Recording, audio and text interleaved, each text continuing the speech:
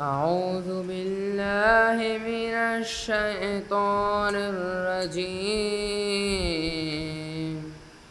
بسم اللہ الرحمن الرحیم. شروع کرتا ہوں اللہ کے نام سے جو بڑا مہربان نہایت رحم کرنے والا ہے. یاسین یاسین والقرآن الحکیم، قرآن حکیم کی قسم. انک لمن المرسلین، آپ مرسلین میں سے ہیں. علی صراط مستقیم،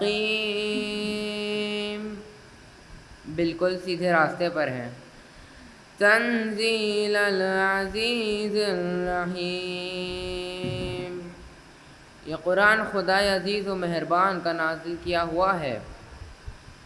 لِتُنذِرَ قَوْمًا مَّا أُنذِرَ آبَاؤُهُمْ فَهُمْ غَافِلُونَ، تاکہ آپ اس قوم کو ڈرائیے جس کے باپ دادا کو کسی پیغمبر کے ذریعے نہیں ڈرایا گیا تو سب غافل ہی رہ گئے. لَقَدْ حَقَّ الْقَوْلُ عَلَىٰ أَكْثَرِهِمْ فَهُمْ لَا يُؤْمِنُونَ، یقیناً ان کی اکثریت پر ہمارا عذاب ثابت ہو گیا تو وہ ایمان لانے والے نہیں ہیں. اِنَّا جَعَلْنَا فِي أَعْنَاقِهِمْ أَغْلَالًا فَهِيَ إِلَى الْأَذْقَانِ فَهُمْ مُقْمَحُونَ، ہم نے ان کی گردن میں ٹوک ڈال دیا ہے جو ان کی ٹھڈیوں تک پہنچی ہوئی ہے اور وہ سر اٹھائے ہوئے ہیں. وَجَعَلْنَا مِن بَيْنِ أَيْدِيهِمْ سَدًّا وَمِنْ خَلْفِهِمْ سَدًّا فَأَغْشَيْنَاهُمْ فَهُمْ لَا يُبْصِرُونَ، اور ہم نے ایک دیوار ان کے سامنے اور ایک دیوار ان کے پیچھے بنا دی ہے اور پھر انہیں عذاب سے ڈھانپ دیا کہ وہ کچھ دیکھنے کے قابل نہیں رہ گئے. وَسَوَاءٌ عَلَيْهِمْ أَنذَرْتَهُمْ أَمْ لَمْ تُنذِرْهُمْ لَا يُؤْمِنُونَ، اور ان کے لیے سب برابر ہیں، آپ انہیں ڈرائیے یا نہ ڈرائیے یا ایمان لانے والے نہیں ہیں. انما تنذر من اتبع الذکر وخشی الرحمن بالغیب فبشرہ بمغفرۃ واجر کریم، آپ صرف ان لوگوں کو ڈرا سکتے ہیں جو نصیحت کی اتباع کرے اور بغیر دیکھے از غیب خدا سے ڈرتے رہیں. انہی لوگوں کو آپ مغفرت اور باعزت اجر کی بشارت دے دیں. اِنَّا نَحْنُ نُحْيِي الْمَوْتَىٰ وَنَكْتُبُ مَا قَدَّمُوا وَآثَارَهُمْ وَكُلَّ شَيْءٍ أَحْصَيْنَاهُ فِي إِمَامٍ مُّبِينٍ، بے شک ہم ہی مردوں کو زندہ کرتے ہیں اور ان کی گزشتہ اعمال اور ان کے آثار کو لکھتے جاتے ہیں، اور ہم نے ہر شے کو ایک روشن امام میں جمع کر دیا ہے. وَاضْرِبْ لَهُم مَّثَلًا أَصْحَابَ الْقَرْيَةِ إِذْ جَاءَهَا الْمُرْسَلُونَ، اور پیغمبر آپ ان سے بطور مثال اس قریہ والوں کا کریں جن کے پاس ہمارے رسول آئے. إِذْ أَرْسَلْنَا إِلَيْهِمُ اثْنَيْنِ فَكَذَّبُوهُمَا فَعَزَّزْنَا بِثَالِثٍ فَقَالُوا إِنَّا إِلَيْكُمْ مُرْسَلُونَ، اس طرح کہ ہم نے دو رسول کو بھیجا تو ان لوگوں نے جھٹلا دیا، تو ہم نے ان کی مدد کو تیسرا رسول بھی بھیجا اور سب نے مل کر اعلان کیا کہ ہم سب تمہاری طرف بھیجے گئے ہیں۔ قالوا ربنا يعلم إنا إليكم لمرسلون، انہوں نے جواب دیا کہ ہمارا پروردگار جانتا ہے کہ ہم تمہاری طرف بھیجے گئے ہیں۔ وما علينا إلا البلاغ المبين، اور ہماری ذمہ داری صرف واضح طور پر پیغام پہنچا دینا ہے۔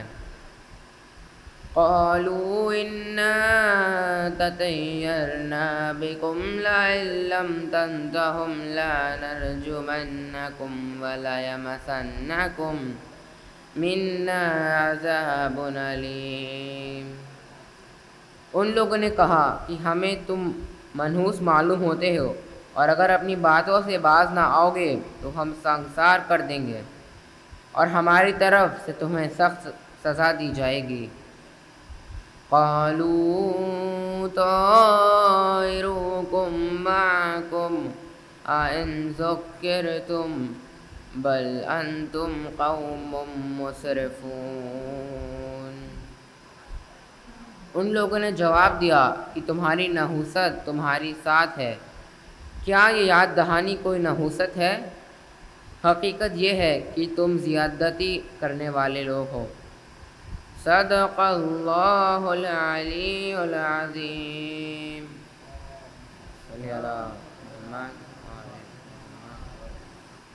مجلس کا آغاز تلاوت کلام پاک سے ہو چکا ہے۔ اب میں پیشانی کے فراز انجام دینے کے لیے علی شایان صلی اللہ علیہ وسلم سے گزارش کریں گے کہ آئیں اور اپنا کلام پیش کریں۔ آپ ہزار نعرے صلوات سے استقبال کریں۔ اللہم صلی علی محمد و آل محمد۔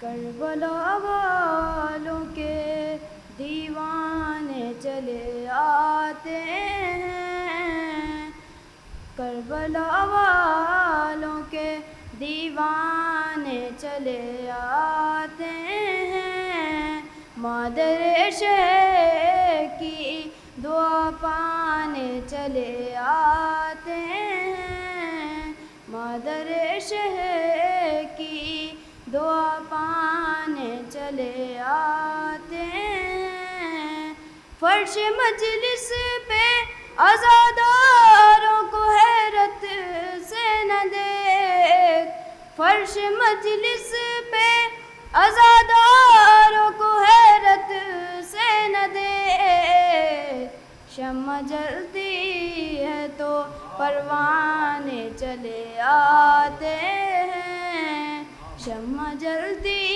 ہے تو پروانے چلے آتے ہیں۔ صلوات پڑھو پر محمد والے۔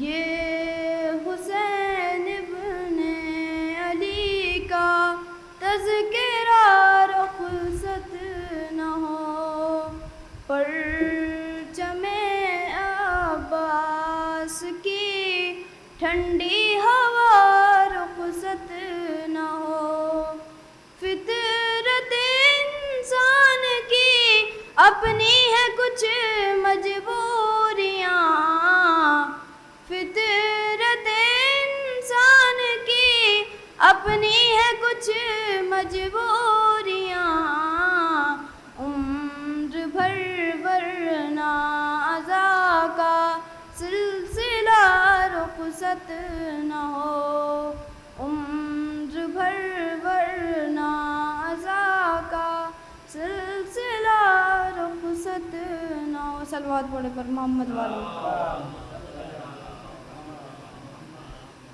اس سے بھی بہتر صلوات پڑھے پر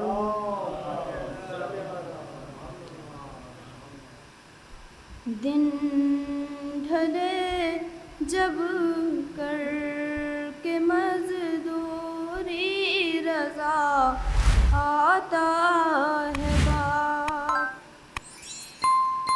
دن ڈھلے جب کر کے مزدوری رضا آتا ہے باپ، دیکھ کر ہنستے ہوئے بچوں کو سکھ پاتا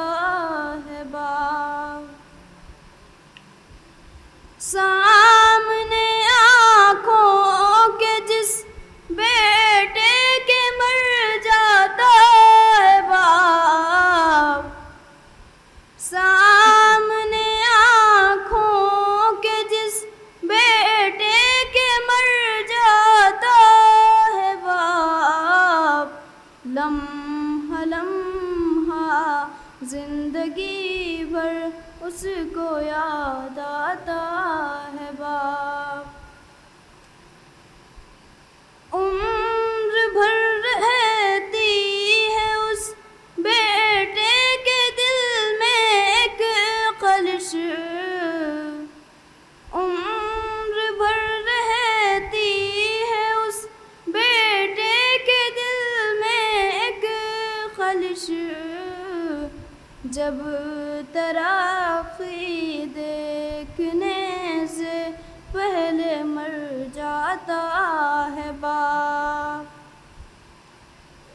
جب نمایاں کامیابی چومے بیٹے کے قدم. جب نمایاں کامیابی چومے بیٹے کے قدم.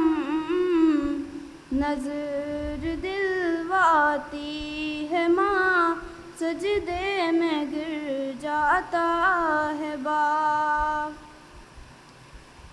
زندگی بھر چلتا رہتا ہے مشینوں کی طرح. زندگی بھر چلتا رہتا ہے مشینوں کی طرح. موت کی گودی میں ایک دن تھک کے سو جاتا ہے باپ. جان کتنے خواب کرتے ہیں سفر بچے کے ساتھ. جان کتنے خواب کرتے ہیں سفر بچے کے ساتھ.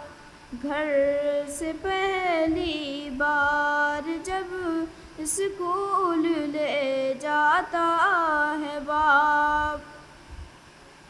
تھام کر انگلی جسے چلنا سکھایا مدتوں. تھام کر انگلی جسے چلنا سکھایا مدتوں. ایک دن اس کے سہارے کو ترس جاتا ہے باپ. روتے روتے بس یہی کہتا ہے وہ ہائے حسین. روتے روتے بس یہی کہتا ہے وہ ہائے حسین. جب کبھی اپنے جوان بیٹے کو دفناتا ہے باپ. غلطیاں کرتا ہے جب بچہ تو اس کو مار کر. غلطیاں کرتا ہے جب بچہ تو اس کو مار کر. دل ہی دل میں جانے کتنی دیر پچھتاتا ہے باپ. کیا صحیح ہے کیا غلط بچوں کی خوشیوں کے لیے. کیا صحیح ہے کیا غلط بچوں کی خوشیوں کے لیے. جو نہ کرنا چاہیے تھا وہ بھی کر جاتا ہے باپ. وقت سے پہلے بچھڑ جائے شریک زندگی. وقت سے پہلے بچھڑ جائے شریک زندگی. جو فرائض ماں کے ہیں وہ بھی بجا لاتا ہے باپ. دن ڈھلے جب کر کے مزدوری رضا آتا ہے باپ. صلوات پڑھیں بر محمد. اب میں جناب ضامن سلموں سے گزارش کروں گا کہ آئیں اور پیشانی فرض انجام دیں. آپ حضرات نعرے صلوات سے استقبال کریں. بھیا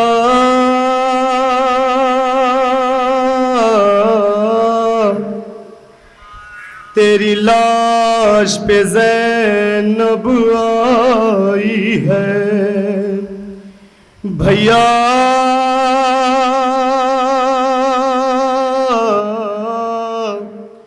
تیری لاش پہ زینب آئی ہے. بے جرم خطا مارا تجھ کو تڑپائے بہت یہ غم مجھ کو. بے جرم خطا مارا تجھ کو تڑپائے بہت یہ غم مجھ کو. بھیا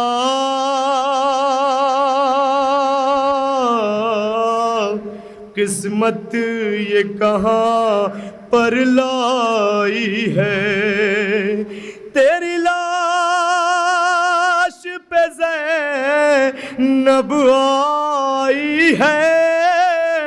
تیری لاش پہ زینب آئی ہے. بھیا ایک بوند تجھے پانی نہ ملا. پیاسا ہی رہا وقت ذبح. ایک بوند تجھے پانی نہ ملا. پیاسا ہی رہا وقت ذبح. بھیا مغموم یہ ساری خدائی ہے. تیری لاش پہ زینب آئی ہے. تیری لاش پہ زینب آئی ہے. بھیا ٹکڑوں میں بٹا ہے تیرا بدن. تیری لاش پڑی بے گور کفن. ٹکڑوں میں بٹا ہے تیرا بدن. تیری لاش پڑی بے گور کفن. بھیا کیسی یہ ستم آرائی ہے. تیری لاش پہ زینب آئی ہے. تیری لاش پہ زینب آئی ہے. بھیا جس گھر میں بچھا ہو فرش عزا آتی ہے وہاں رونے زہرا. جس گھر میں بچھا ہو فرش عزا آتی ہے وہاں رونے زہرا. بھیا اماں کی بھی یہ دعائی ہے. تیری لاش پہ زینب آئی ہے. بھیا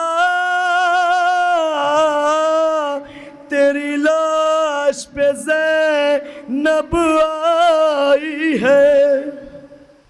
ملک عقبہ کی طرف چل بس کوثر عباس.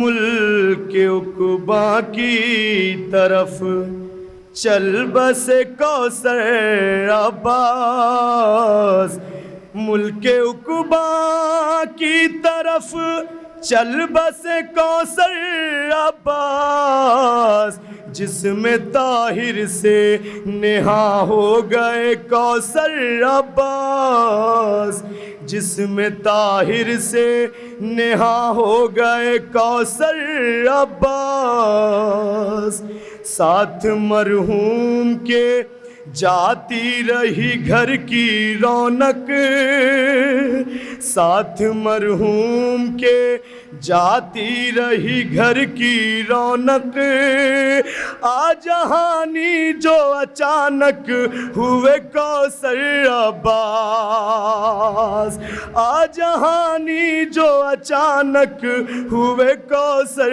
عباس، بیٹیوں اور ہے بیٹوں پہ قیامت ٹوٹی، بیٹیوں اور ہے بیٹوں پہ قیامت ٹوٹی، ارے بھائی بہنوں کو علم دے گئے کوثر عباس، بھائی بہنوں کو علم دے گئے کوثر عباس، ہم سفر کے لیے دشوار ہے شوہر کا فراق، ہم سفر کے لیے دشوار ہے شوہر کا فراق، ارے ساتھ دینے کو نہ زندہ رہے کوثر عباس، ساتھ دینے کو نہ زندہ رہے کوثر عباس،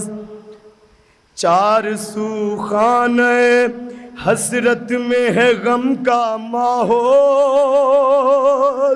چار سو خانہ حسرت میں ہے غم کا ماحول، ارے دیکھ کے ماتم کی فضا چل پڑے کوثر عباس، دیکھ کے ماتم کی فضا چل پڑے کوثر عباس، آخری وقت میں قربانی کرائی پہلے، آخری وقت میں قربانی کرائی پہلے، عید قربان کے دن جب مرے کوثر عباس، عید قربان کے دن جب مرے کوثر عباس، جب دیا ملک بقا نے انہیں پیغام حیات، جب دیا ملک بقا نے انہیں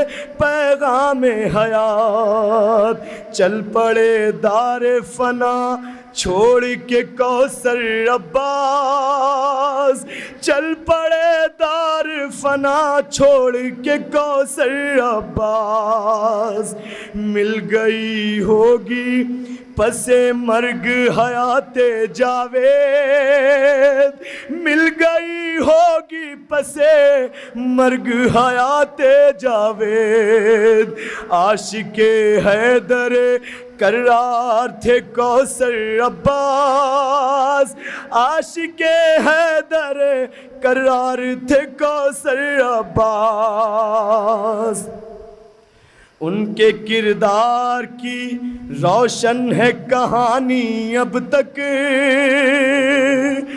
ان کے کردار کی روشن ہے کہانی اب تک، محو انجم و اوصاف تھے کوثر عباس، محو انجم و اوصاف تھے کوثر عباس، حسن اخلاق کے وہ رنگ بکھیرے ہر سو، حسن اخلاق کے وہ رنگ بکھیرے ہر سو، انجمن بن گئے ایک فرد سے کوثر عباس، انجمن بن گئے ایک فرد سے کوثر عباس، ذوفشاں ہیں دل احباب میں سیرت کے نقوش، ذوفشاں ہے دل احباب میں سیرت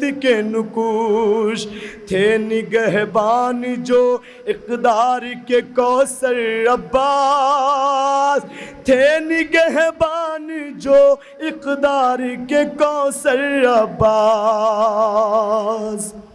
تھے جو میدان عمل میں وہ ریاضت کے نظیر، تھے جو میدان عمل میں وہ ریاضت کے نظیر، اپنے مقصد سے نہ پیچھے ہٹ کوثر عباس، اپنے مقصد سے نہ پیچھے ہٹ کوثر عباس، جب کوئی کام وہ صلوات پڑھے محمد والے محمد پر، جب کوئی کام وہ لے کر بڑھے منزل کی طرف، جب کوئی کام وہ لے کر بڑھے منزل کی طرف، پھر نہ تکمیل سے پہلے تھمے کوثر عباس، پھر نہ تکمیل سے پہلے تھمے کوثر عباس،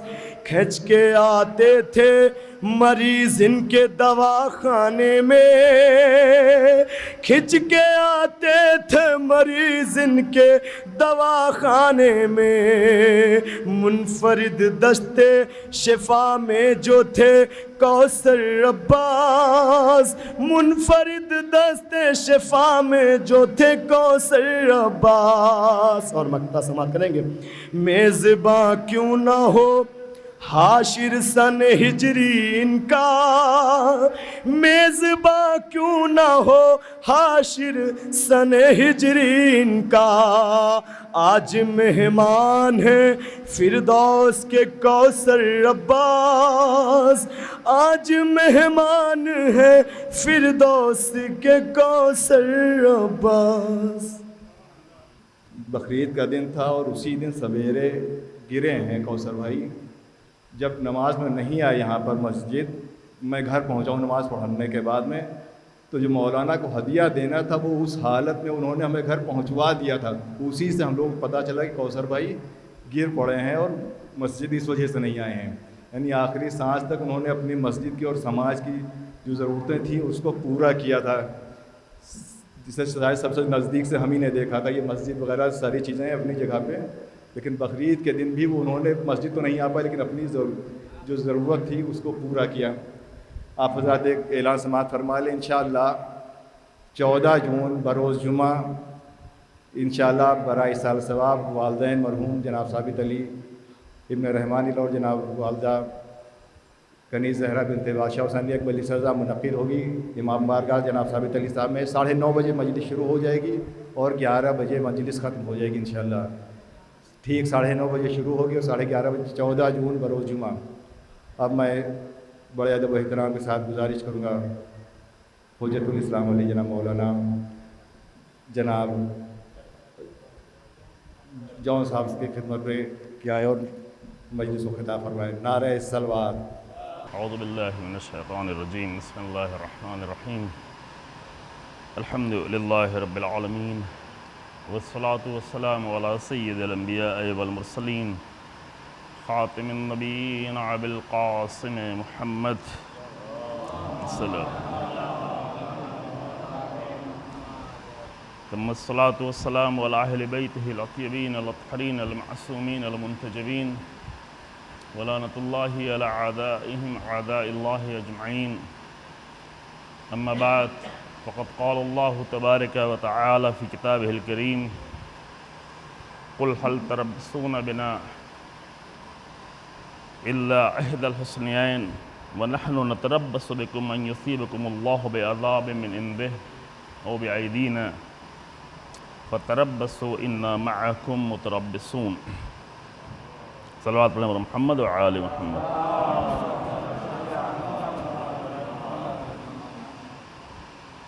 سب سے پہلے کہ میرے ذہن میں جمعے کی وجہ سے جلدی کی جو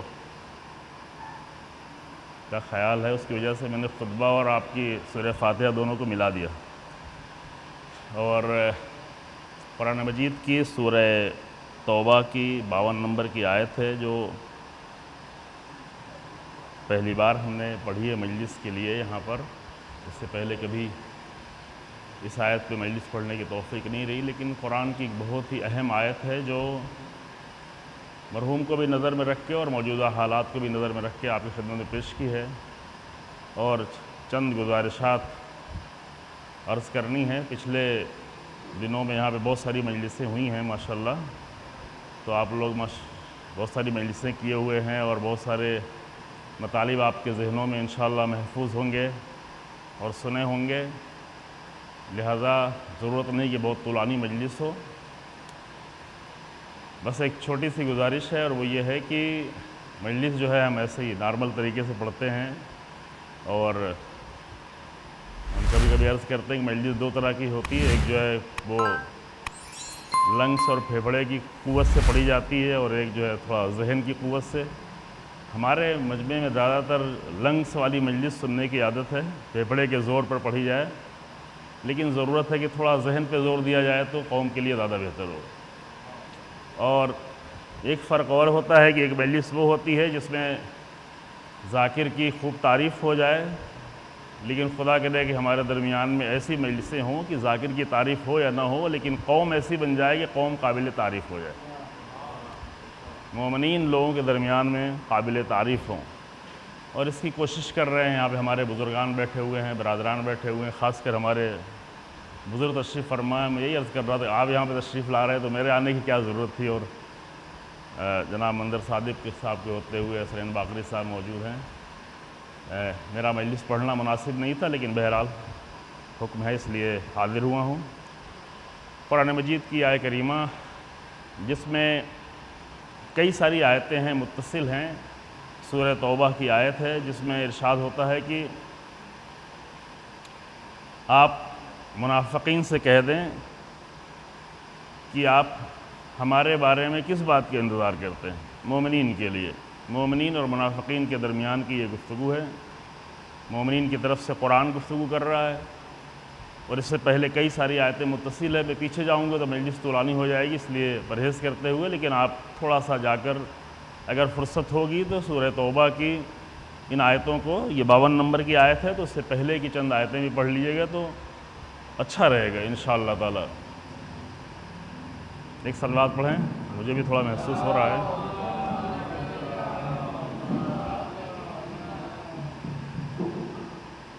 منافقین رسول اللہ صلی اللہ علیہ وآلہ وسلم اور مومنین کے لیے طرح طرح کی باتیں کر رہے تھے، جس کو قرآن نے یہاں پر نقل کیا ہے، دوسری جگہوں پر بھی نقل کیا ہے.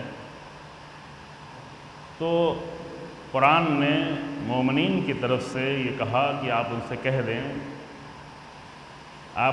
کہہ دیں کہ حل تربصون بنا الا احدى الحسنیین، تم ہمارے بارے میں دو حسن میں سے ایک کا، احد الحسنین ایک بہت ہی عظیم فلسفہ ہے کہ ہمارے بارے میں دو میں سے ایک تو ہونا ہی ہونا ہے. کیا ہے ابھی وضاحت کر رہا ہوں کہ کیا اس کے سوا ہمارے بارے میں کچھ اور انتظار کر رہے ہو کہ دو میں سے ایک حسن ہم کو مل ہی جائے. وَنَحْنُ نَتَرَبَّصُ بِكُمْ، پہلے ترجمہ کر لیتے ہیں پھر اس کلمے کی طرف آتے ہیں. وَنَحْنُ نَتَرَبَّصُ بِكُمْ أَن يُصِيبَكُمُ اللَّهُ مِنْ عَذَابٍ، اور ہم اس بات کا انتظار کرتے ہیں کہ اللہ کی طرف سے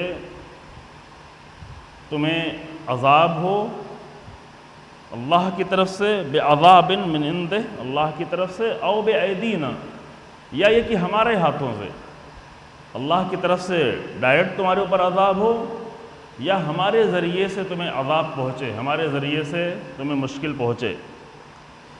فَتَرَبَّصُوا إِنَّا مَعَكُمْ مُتَرَبِّصُونَ، تو پس تم بھی انتظار کرو اور ہم بھی انتظار کرتے ہیں. انتظار کے لیے خود انتظار کلمہ بھی عربی ہی لفظ ہے، لیکن اس کے لیے یہاں پہ دوسرا لفظ استعمال ہوا ہے. فَتَرَبَّصُوا إِنَّا مَعَكُمْ مُتَرَبِّصُونَ، تم بھی انتظار کرو اور ہم بھی انتظار کرتے ہیں. خوب، یہ ظاہری الفاظ ہیں قرآن کے. خوب ظاہری الفاظ سے آپ بھی کچھ بہت زیادہ نہیں سمجھ پائے ہوں گے، لیکن اس کے بیک گراؤنڈ میں جائیں اور اس کے واقعات کی طرف جائیں تو ان تفصیلات میں بھی بہت زیادہ نہیں جاتے، لیکن پھر ایک اشارہ کر دیتے ہیں کہ جنگ تبوک کا معاملہ ہے. جنگ تبوک جو بہت ہی اہم جنگ تھی عالم اسلام کی، اور ایک ایسی جنگ تھی جس میں جنگ ہوئی نہیں، لیکن اس میں بہت ساری حقیقتیں کھل کر سامنے آئیں، اور رسول اللہ صلی اللہ علیہ وآلہ وسلم کو اس جنگ کے لیے سب سے زیادہ طولانی سفر طے کرنا پڑا. ایک نہایت ہی مشکل سفر، مدینے سے لے کر تبوک کے میدان تک، یعنی 2-3 ملکوں سے گزرتے ہوئے. آج فلائٹ کا سفر نہیں بلکہ گھوڑے سے، کھچر سے، اونٹ سے. بہت سارے لوگ تھے جن کے پاس کچھ بھی نہیں تھا، پیدل. بعض لوگ ایسے تھے جن کے اونٹ بوڑھے ہو گئے تھے اور وہ اونٹ لے کے نکل تو پڑے لیکن وہ اونٹ منزل تک پہنچنے ہی والے نہیں تھے. جیسے جناب ابوذر کی اونٹنی کہ وہ پیچھے رہ گئے اور رسول اللہ آگے بڑھتے گئے، اور جناب ابوذر کی اونٹنی بوڑھی تھی اور اسی کے ساتھ چلتے رہے، اور راستے میں پیاس کی شدت، صحراؤں سے گزرنا، اور اونٹنی نے جان بھی دے دی. اس جنگ میں بہت ساری تفصیلات ہیں. ایک ہمارے درمیان میں ایک مسئلہ ہے کہ ہمارے ہاں جنگ تو بہت پڑھی جاتی ہے، مجلسوں میں جنگ بہت پڑھی جاتی ہے، لیکن اگر مومنین سے پوچھا جائے کہ عالم اسلام کی کتنی جنگوں کے بارے میں خبر ہے تو بہت سارے لوگ، تو آپ سب کو ہم نہیں کہتے لیکن عام مومنین سے بہت سارے لوگ شاید 2-3 جنگوں کا نام لے پائیں، اور زیادہ زور دیا جائے تو شاید 3-4 جنگوں کا نام لے لیں. لیکن بہرحال 60، 70، 82 تک کی جنگوں کا ذکر کیا گیا ہے. اس میں ایک جنگ تبوک ہے جس میں اسلام کا سب سے بڑا لشکر لے کر رسول اللہ گئے تھے. 30,000 کا لشکر، اور یورپ سے یہ جنگ روم سے ہو رہی تھی. روم میں نہیں ہو رہی تھی، لیکن چونکہ روم کی وسعت اور روم کی حکومت جو ہے ادھر ایشیا میں ترکی اور فلسطین، لبنان، جارڈن، سیریا، ان سارے علاقوں میں روم کی حکومت تھی، تو انہی بارڈر پہ قریب میں جنگ ہو رہی تھی. اس سے پہلے بھی ایک جنگ ہو چکی تھی جو جنگ موتا تھی، لیکن یہ دوسری جنگ تھی. اس میں رسول اللہ نہیں گئے تھے، امیر المومنین بھی نہیں گئے تھے، لیکن اس جنگ میں رسول اللہ جا رہے ہیں، البتہ امیر المومنین کو اپنا جانشین بنا کر. ایک صلوات آپ اور پڑھیں، لیکن میں گزارش کر رہا ہوں کہ تھوڑا سا آواز اور کم کرے. بس اتنا کافی ہے کہ آواز آپ کے کان تک پہنچ جائے. ایک صلوات اور پڑھیں. تو اس جنگ میں، جنگ تبوک میں، ایک بہت بڑا منافقین کا گروہ وہ رسول اللہ کے ساتھ گیا ہی نہیں، چونکہ انہیں ڈر تھا کہ کہاں جا رہے ہیں. مدینے سے ادھر سیریا کے بارڈر تک جا رہے ہیں جنگ کرنے کے لیے، روم سے جنگ کرنے کے لیے. اتنی بڑی طاقت، اتنی بڑی حکومت سے جنگ کرنے کے لیے نہ اسلحہ، نہ اتنی تیاری، تو وہاں پر جیت کے کوئی امکانات نہیں ہیں. تو منافقین ظاہر ہمیشہ کمزور ایمان کے لوگ ہوتے تھے، ہمیشہ مشکل پہنچاتے تھے، ہمیشہ رکاوٹیں پیدا کرتے تھے. لیکن جنگ کے میدان میں بہرحال وہ سب کچھ سامنے ظاہر ہو جاتا تھا، اور یہ متعدد جنگوں میں ہوا ہے، شروع ہی سے تھا. جنگ بدر میں بھی کچھ بہرحال کمزوریاں دکھائی تھی بعض لوگوں نے، لیکن اتنا ظاہر نہیں تھی. جنگ احد میں تو بہت ہی واضح طور پر کمزوری دکھائی کہ رسول اللہ کو چھوڑ کر بھاگنے لگے، فرار کرنے لگے. قرآن نے سورہ آل عمران میں اس کی منظر کشی کی کہ تصعدون ولا تعلون والرسول یدعوکم. تمہاری حالت یہ تھی کہ تم پہاڑ پہ چڑھ رہے تھے، پیچھے مڑ کے دیکھ بھی نہیں رہے، رسول اللہ تمہیں بلا رہے تھے. اور اس کے بعد اور بھی مسلسل کئی ساری جنگوں میں انہوں نے بہت ساری کمزوریاں دکھائیں، جنگ کے علاوہ بھی کمزوریاں دکھاتے رہے، اور جس کو قرآن میں بہت تفصیل سے بیان کیا. ابھی اس موضوع کی طرف نہیں جاتے ہیں. قرآن میں تقریباً 14 سوروں میں منافقین کے بارے میں ذکر ہوا ہے. اور صلح حدیبیہ میں جب رسول اللہ نے خواب دیکھا کہ جا رہے ہیں اور طواف کر رہے ہیں اور حرم میں داخل ہو رہے ہیں، رسول اللہ نے کہا چلو، لیکن صرف 1400 لوگ گئے، باقی لوگ گئے نہیں. اس کو قرآن نے سورہ فتح میں بہت تفصیل سے بیان کیا ہے. تو الگ الگ سوروں میں، سورہ منافقین میں، سورہ فتح میں، سورہ بقرہ میں، سورہ آل عمران میں اور اس کے علاوہ دیگر متعدد سوروں میں ان کا ذکر ہے۔ اور یہاں پر ایک جملہ جلدی سے کہہ کے آگے بڑھتے ہیں کہ جب منافقین کا لفظ سنیں یا کبھی پڑھیں یا کبھی قرآن میں یہ آیتیں سامنے آئیں تو عام طور سے ہماری حالت یہ ہوتی ہے کہ ہم تاریخ کے منافقین کو یاد کرنے لگتے ہیں کہ منافقین تاریخ میں ایسے رہے کہ جنہوں نے رسول اللہ کو یہ دھوکہ دیا، رسول اللہ کے ساتھ یہ مشکل پیدا کی۔ لیکن قرآن کے اتنے سارے سوروں میں منافقین کا ذکر سے اس لیے نہیں ہے کہ تاریخ کے کچھ لوگوں کو یاد کیا جائے، بلکہ منافقین کا اصل میں ذکر یہ ہے کہ اپنے زمانے میں نفاق کا خطرہ ہر جگہ ہے، اور اپنے آپ کو نفاق کے بڑے خطرے سے محفوظ رکھیں۔ اور نفاق کا خطرہ کافروں کو نہیں ہے، نفاق کا خطرہ مشرکوں کو نہیں ہے، نفاق کا خطرہ مومنین کے درمیان میں ہی لوگوں کو ہے۔ اس لیے یہ خطرہ بڑا ہے، اور بڑا اتنا ہے کہ قرآن کہتا ہے کہ ان المنافق لفی الدرک الاسفل من النار، منافق جہنم کے سب سے نچلے والے طبقے میں ہوگا، خطرناک حالت۔ مشرکین جہاں بھی ہوں، کافرین جہاں بھی ہوں، منافق کے لیے ہے کہ لفی الدرک الاسفل من النار، جہنم کے سب سے نچلے خطرے۔ تو بعض چیزیں ایسی ہوتی ہیں کہ جس کا خطرہ ہمیں خود ہوتا ہے لیکن ہم اس کو ٹال دیتے نہیں، یہ تو دوسروں کے لیے، یہ تو دوسروں کا مسئلہ ہے، یہ مومنین کے لیے نہیں ہے۔ ایک صاحب دلی میں آئے، مجھ سے باقاعدہ بحث کرنے لگے، امامہ وغیرہ لگا کے آئے تھے، تھوڑا سینئر بھی تھے، نام نہیں لیتا چونکہ کسی کی شخصیت مراد نہیں ہے کسی کی شخصیت کی توہین ہو، لیکن وہ باقاعدہ آ کر اس بات کی اور بھی کئی ساری باتیں لے کے آئے، لیکن ایک بحث یہ کرنے لگے کہ آپ کی بعض کلپ ہے اس میں ایسا عنوان ہے، اس کو ہٹا دے آپ۔ اور اس میں ایک کلپ نکالی تھی، جوانوں نے نکالی تھی، کہ اس میں یہ تھا کہ مومنین کو شرک کا خطرہ، تو وہ آ کر یہ بحث کر رہے تھے کہ مومنین کو بھلا شرک کا کیا خطرہ ہے۔ ابھی میں نے آپ کے سامنے کہا مومنین کو نفاق کا خطرہ، تو یہ تو سمجھ میں آتا ہے کہ نفاق تو ہوتا ہی ہے مسلمانوں کے درمیان میں، مومنین کے درمیان میں، نفاق مشرکین کے لیے نہیں ہے، نفاق کافرین کی بحث نہیں ہے۔ البتہ ٹھیک ہے ان کے اعتبار سے اپنی جگہ ہم ہو، لیکن یہ جو قرآن میں جگہ جگہ بحث کی گئی منافقین کی، ان لوگوں کے لیے جو رسول اللہ کے ساتھ تھے، جو رسول اللہ کے لشکر میں ہوا کرتے تھے، جو رسول اللہ کو بیچ لشکر میں بیچ راستے سے چھوڑ کے چلے آتے تھے، جو رسول اللہ کو میدان جنگ سے چھوڑ کے چلے آتے تھے، تو وہ خطرہ انہیں تھا۔ ویسی خطرہ مومنین کو شرک کا خطرہ، تو اس پر بہت زیادہ تو مجھے بات آخر میں نہیں مان رہے تھے، تو پھر قرآن کی آیت پڑھنی پڑی کہ بھئی قرآن نے شرک جو سب سے زیادہ خطرناک چیز ہے اس کو قرآن نے مومنین ہی کے لیے بیان کیا ہے کہ مومنین کو اس بات کا خطرہ ہے۔ تو وہ بھی تھوڑا حیرت میں پڑ گئے پھر جب قرآن کی آیت پڑھی، سورہ یوسف کی آیت نمبر 106 کہ وَمَا يُؤْمِنُونَ بِاللَّهِ أَكْثَرُهُمْ إِلَّا وَهُمْ مُشْرِكُونَ، اللہ پر ایمان نہیں لائے مگر یہ کہ اکثر لوگ مشرک ہیں۔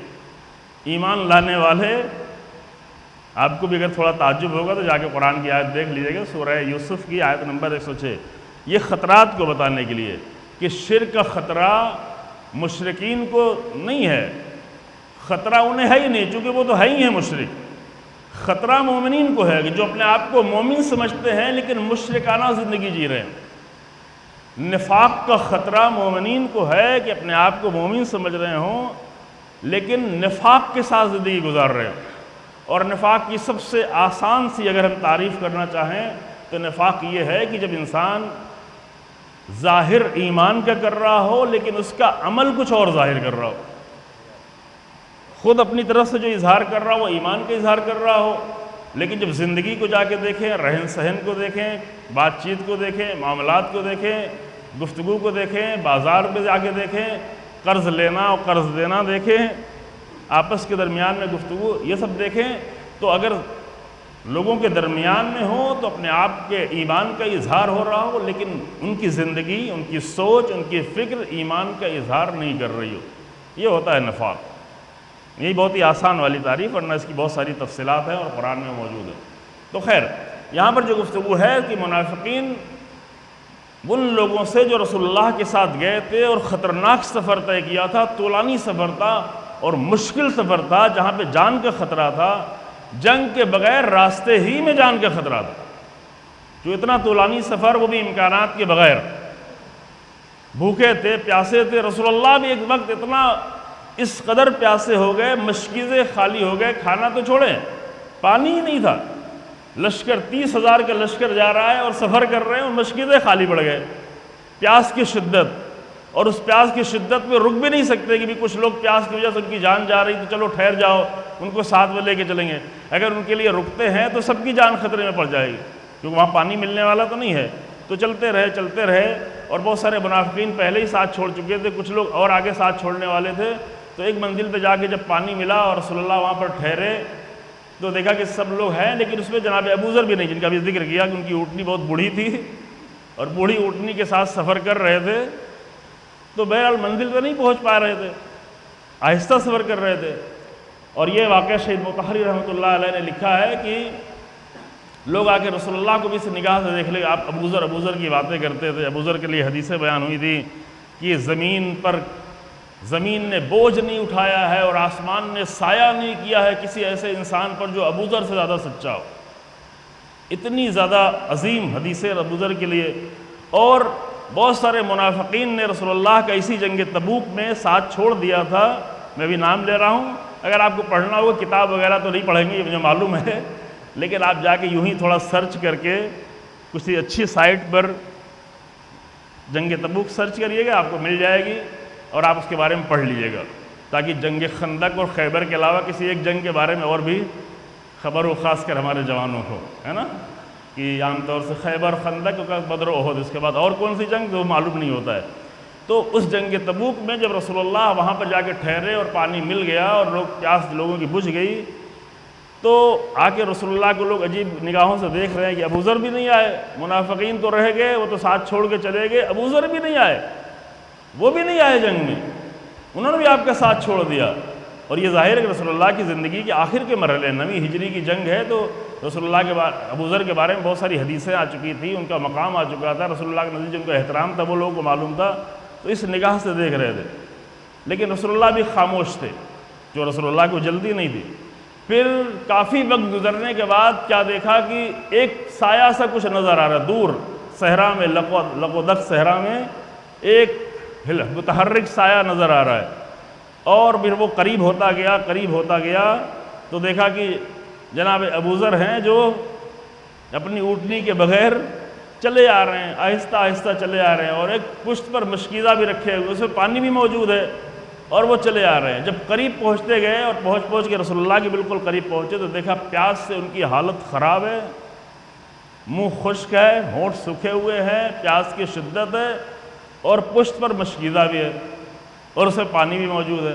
بہرحال وہ راستہ بھٹکتے کہیں ایسی جگہ سے گزرے جہاں پانی مل گیا تھا، اور جب یہاں پہنچے تو دیکھا کہ پیاسے ہیں اور پانی ساتھ میں ہے۔ تو اب لوگ اور بھی کہہ رہے ہیں یہ کیا بات ہوئی، یہ کون سی عقل مندی ہے کہ پانی بھی ہے اور پیاسے ہیں، پانی نہیں پی رہے ہیں۔ رسول اللہ نے پوچھا تو جواب میں جناب ابوذر نے فرمایا، یا رسول اللہ، ہم جب آپ سے جدا ہوئے تھے تو آپ پیاسے تھے اور مشکیزیں خالی تھے، پانی نہیں تھا کسی کے پاس۔ ٹھیک ہے، مجھے راستے میں پانی مل گیا، لیکن میں نے جب بھی پانی پینا چاہا تو مجھے آپ کی پیاس یاد آئی کہ رسول اللہ پیاسے ہوں اور میں پانی پی لوں، یہ کیسے ہو سکتا ہے کہ رسول اللہ پیاسے ہوں، رسول اللہ کے سفر پیاس میں جاری ہو اور میں پانی پی لوں؟ یہ مشکیزہ میں بھر کے آپ کے لیے لایا ہوں، میں اپنے پینے کے لیے نہیں لایا ہوں۔ تو خیر، یہ ایک بہت ہی عجیب جنگ ہے، اس میں بہت سارے نشانیاں ہیں، بہت سارے پہلو ہیں، بہت ساری عبرتیں ہیں، لیکن وہ آپ کے حوالے ہم کرتے ہیں کہ کچھ کام آپ کے لیے بھی رہے۔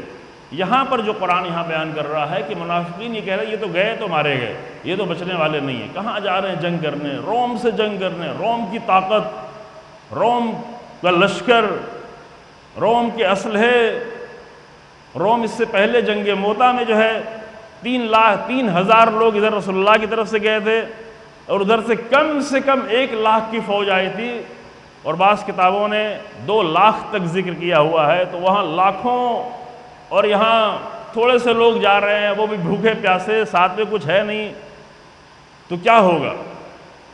لہذا بہتر ہے کہ ایسی جنگ میں شریک نہ ہوا جائے، اور اگر کچھ لوگ کچھ دور تک چل گئے تو راستے میں چھوڑ کر رسول اللہ کو واپس آنے لگے، اور ان کی زبان یہ تھی کہ یہ لوگ تو جا رہے ہیں، یہ بچیں گے نہیں، بچنے والے نہیں، اور اس سے پہلے بھی کر چکے تھے، اس کے بھی نتیجے آ چکے جو سورہ فتح میں تفصیل سے بیان کیا گیا کہ جو رسول اللہ صلح حدیبیہ کے لیے نکلے تو بھی وہ یقینی طور پہ کہہ رہے تھے کہ یہ بھی نہیں یہاں بچیں گے، یہ سارے لوگ بھی مارے جائیں گے، رسول اللہ بھی مارے جائیں گے۔ یہ واپس پلٹنے والے نہیں ہیں، یہ اپنے گھروں تک کلمات یہ ہیں کہ اپنے گھروں تک واپس پلٹنے والے نہیں ہیں، کہ یہ مدینے سے نکل کر 1400 لوگ جا رہے ہیں بالکل مکے میں، دشمن کے گھر میں جا رہے ہیں، وہاں پہ جا رہے ہیں عمرہ کرنے کے لیے، تو یہ کوئی بچ کر آنے والا نہیں۔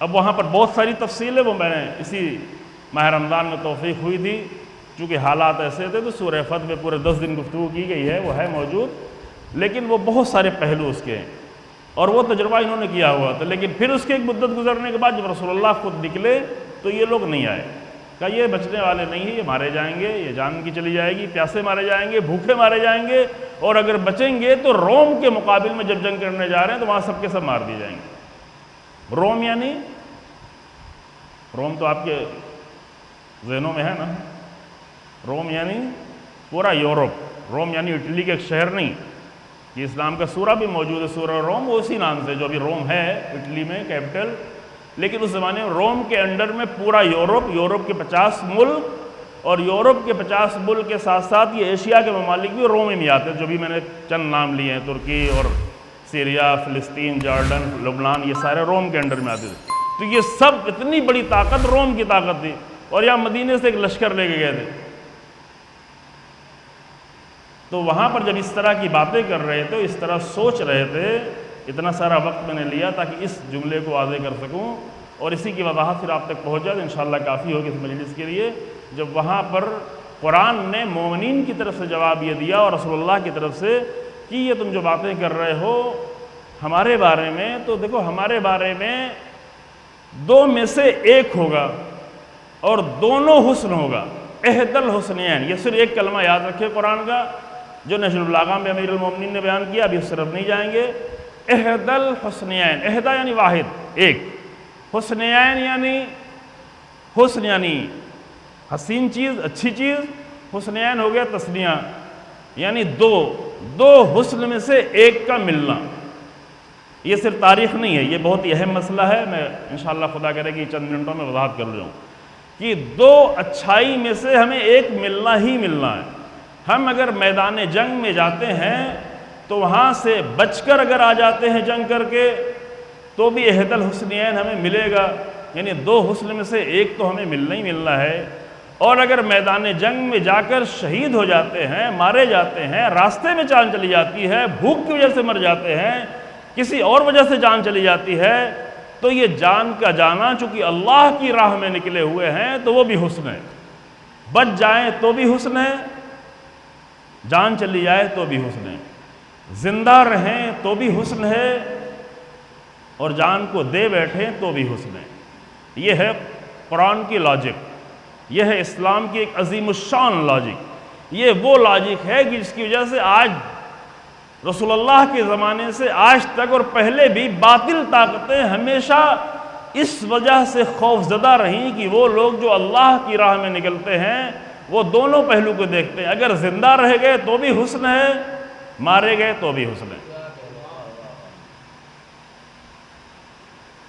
زندگی میں جو کچھ کرتے رہے اگر اللہ کے لیے کرتے رہے تو بھی حسن ہے، اور اسی میں جان چلی گئی تو بھی حسن ہے۔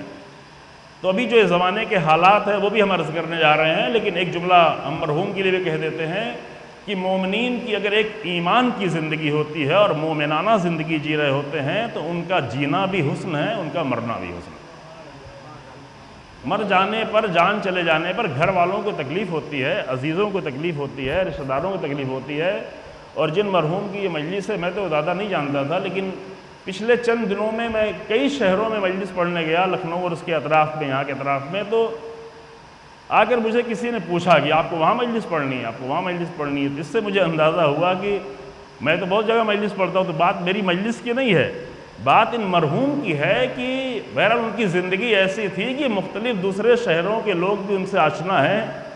اور بعد میں نے پوچھا بھی، مولانا ہمارے ساتھ تھے حسرین باقری صاحب، کہ بھئی میں نے یہ دیکھا لکھنؤ میں، رائے بریلی میں، بارہ بنکی میں، اور بھی ادھر جو ادھر چند دنوں میں گزرنا ہوا، تو ذکر کر رہے تھے تو آخر مرحوم کی ذات کیا تھی، شخصیت کیا تھی؟ تو آقا نے بتایا کہ بہرحال ان کے والد بزرگوار کی بھی خدمات تھیں، اور مرحوم بھی اپنی پوری زندگی میں، ابھی ہمارے برادر بھی یہاں عرض کر رہے تھے کہ مسجد میں نہ آنے سے ہم سمجھے کہ حتماً کوئی نہ کوئی بڑا حادثہ پیش آیا ہوگا تبھی مسجد میں نہیں آیا۔ یہ انسان کی سوچ کہ بھائی فلاں آدمی مسجد میں کیوں نہیں آیا، یہ رسول اللہ کے زمانے میں تھا کہ کوئی مسجد میں کیوں نہیں آیا، اور رسول اللہ پوچھتے بھی تھے کہ بھئی اس پورے محلے میں، پوری بستی میں فلاں انسان آج مسجد میں کیوں نہیں آیا۔ باقاعدہ پیچھے مڑ کے دیکھتے تھے کون کون آیا اور کون کون نہیں آیا، اور جو نہیں آتا تھا اس کے بارے میں پوچھتے تھے کہ فلاں کیوں نہیں آیا۔ اے کاش کہ ہم مولوی لوگ جو نمازیں پڑھاتے ہیں محلے والوں کے بارے میں اتنی خبر رکھیں، اور جب لوگ بتاتے تھے کہ فلاں آدمی سفر پہ گیا اس لیے نہیں آیا، یا یہ کہ مریض ہے اس لیے نہیں آیا، تو اگر سفر کی خبر سنتے تو اس کے لیے دعا کرتے تو اس کا سفر اچھا ہو، خیر و عافیت سے واپس پلٹے، اور اگر مریض ہوتا تھا تو رسول اللہ اس کی عیادت کرنے کے لیے گھر پر جایا کرتے تھے۔ یہ باتیں بھی ہیں جو ہمارے درمیان میں عام طور سے کم پڑھی جاتی ہیں، لیکن رسول اللہ کا طریقہ یہ تھا۔ اور اگر کوئی مسجد نہ آئے، اب یہ دوسرا پہلو ہے، جو ہو محلے میں سفر پہ نہ گیا ہو، مریض نہ ہو، تو یہ تو تصور ہی نہیں تھا کہ مسجد میں نہ آئے، یہ تصور ہی نہیں تھا۔ ابھی اگر کوئی مسجد میں دکھ جاتا ہے تو یہ ہوتا ہے یہ بھی مسجد میں آ گئے، ہاں وہ بھی آج مسجد میں نظر آئے ہیں، آج کیا بات ہے۔ تو رسول اللہ کے زمانے میں ایسا نہیں تھا، یعنی مسجد میں آنا ہی تھا۔ اور اگر کوئی بلا وجہ کے مسجد میں نہ آئے تو اس کے لیے وسائل الشیعہ میں روایت ہے، میں اگر پڑھوں گا ابھی تو شاید بہت سخت ہو جائے، پڑھوں یا نہ پڑھوں؟ پڑھ دوں؟ اچھا، روایت میں ہے کہ ایک شخص جو مسجد میں نہیں آ رہا تھا بغیر کسی وجہ کے نہیں آ رہا تھا۔ اب آپ بیان کر دیں، آپ لوگ یہاں کے ہیں، جی ہاں، بغیر کسی وجہ کے مسجد میں نہیں آ رہا، تو رسول اللہ نے کہا جا کے اس کے گھر میں آگ لگا دو۔ اب اس کا مطلب یہ نہیں کہ واقعی لوگ جا کے آگ لگا بھی دیا اور رسول اللہ نے اس طرح حکم دیا حتماً آگ لگا دو، یہ حکم والا نہیں تھا، لیکن یہ اہمیت کو بتانے کے لیے تھا کہ کہیں پہ انسان موجود ہو، محلے میں ہو، گاؤں میں ہو، مسجد میں اذان ہو رہی ہو اور نہ آئے، اور بلا وجہ کے نہ آئے، یوں ہی نہ آئے کہ نہیں جانا ہے، دل نہیں چاہ رہا ہے۔ تو ٹھیک ہے، امام زمان کے انتظار ہم سبھی کر رہے ہیں، تو امام زمان کی حکومت وہی والی حکومت ہوگی جو رسول اللہ والی حکومت، بہت رحم دل والی حکومت ہوگی، اس طرح نہیں ہو کہ ہر ایک پہ تلوار چل رہی ہو۔ لیکن اگر مسجد میں کوئی نہ آئے تو اس کے لیے امام زمان بھی حساس ہوں گے۔ تو جو نہ رہے ہم حساس ہو یا نہ ہو، ہمارا مولوی حساس ہو یا نہ ہو، گھر والے لوگ حساس ہو یا نہ ہو، لیکن امام زمان اسی طریقے سے حساس ہوں گے کہ محلے میں ہوتے ہوئے، قریب ہوتے ہوئے کوئی مسجد میں کیوں نہیں آ رہا۔ تو یہ روایت میں نے ایک جگہ پڑھی تھی بہت پہلے، تو لوگ بہت زیادہ گھبرا گئے تھے، اس لیے میں جلدی بھی نہیں پڑھتا ہوں، چونکہ لوگ اتنا آمادہ نہیں ہیں، پہلے تھوڑا ہلکی چیز پڑھ لے اس کے بعد اتنے مرحلے کی، لیکن آپ نے کہا اس لیے پڑھ دیا۔ تو یہ اہمیت ہے، یہ اہم مسئلہ ہے، یہ مرحوم کے لیے کہ اس طرح مسجد میں آنا، اور یہ کہ اس طرح خدمات کو انجام دیتے رہے، اس طرح ان کا ذکر ہے مختلف جگہوں پر۔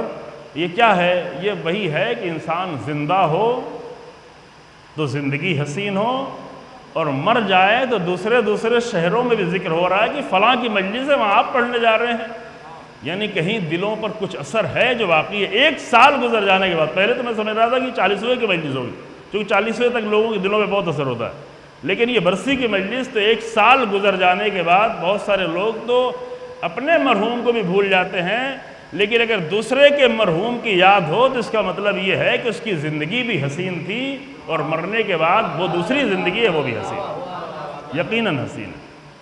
اور یہ میں فقط مرحوم کے لیے نہیں کہہ رہا ہوں عزیزو، قرآن کی اس آیت کے ایک اس لفظ سے یہ آپ بھی اپنے پاس محفوظ رکھ سکتے ہیں کہ انسان اس طرح زندگی جیے کہ اس کا جینا بھی حسین ہو، اس کا مرنا بھی حسین حسن ہو۔ حسن کے موضوع میں نہیں جانا چاہتا ہوں، قرآن میں ایک مرتبہ شمار کر رہے شاید 31 جگہوں پر احسن کا لفظ استعمال ہوا ہے، اگر مجھے صحیح یاد ہو۔ بہت پہلے ایک مجلس پڑھ لی تو وہ گرنے لگے، 30 آیتوں میں 31، چونکہ ایک آیت میں 2 مرتبہ لفظ استعمال ہوا، اور احسن ہے سپرلیٹیو ڈگری، حسن کی سپرلیٹیو ڈگری، احسن۔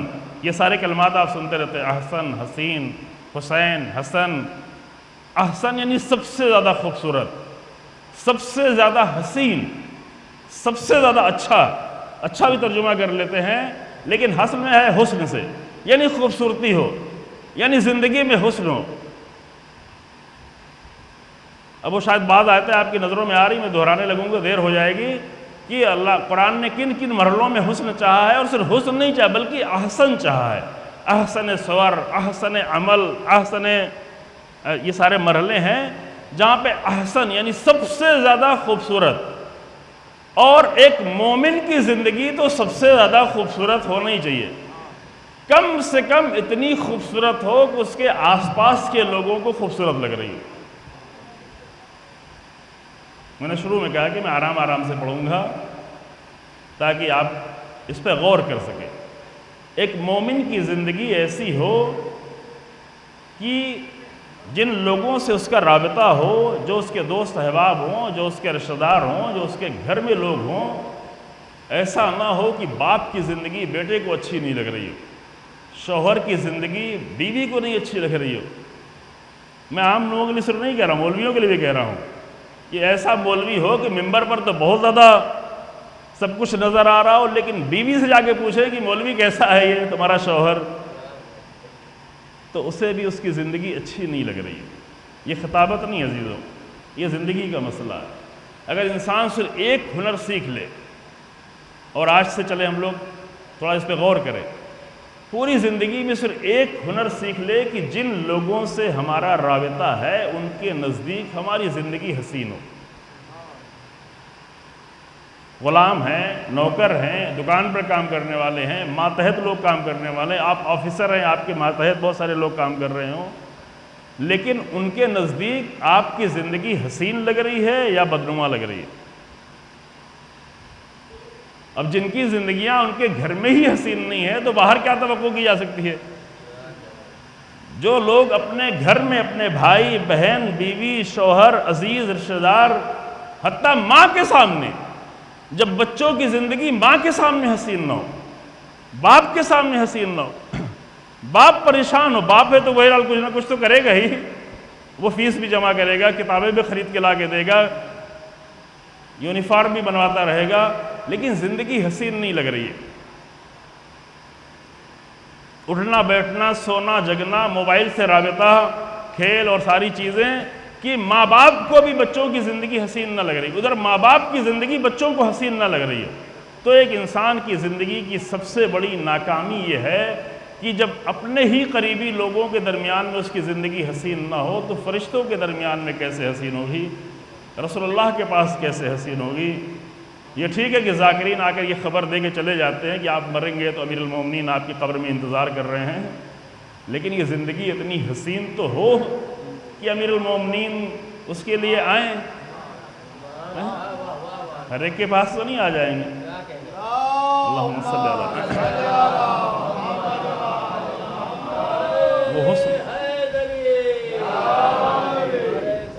یعنی کم سے کم ایسا حسن ہو، اللہم صلی علی محمد وعلی محمد۔ دیکھیں میں صلوات نہیں بھجوا پا رہا ہوں، آقا نے سہارا دیا ہے، جمعے کا دن بھی ہے، اور جمعے کے دن مجلس طولانی نہ ہو، لیکن جمعے کے دن شیعہ سنی دونوں جگہ روایت موجود ہے، بہت معتبر روایتیں موجود ہیں کہ اہل سنت کے یہاں دو طرح کی روایتیں، ایک روایت میں 80 بار اور دوسری روایت میں ہے کہ 100 بار صلوات پڑھنا جمعے کے دن، ہمارے یہاں بھی ہے، اللہم صلی علی۔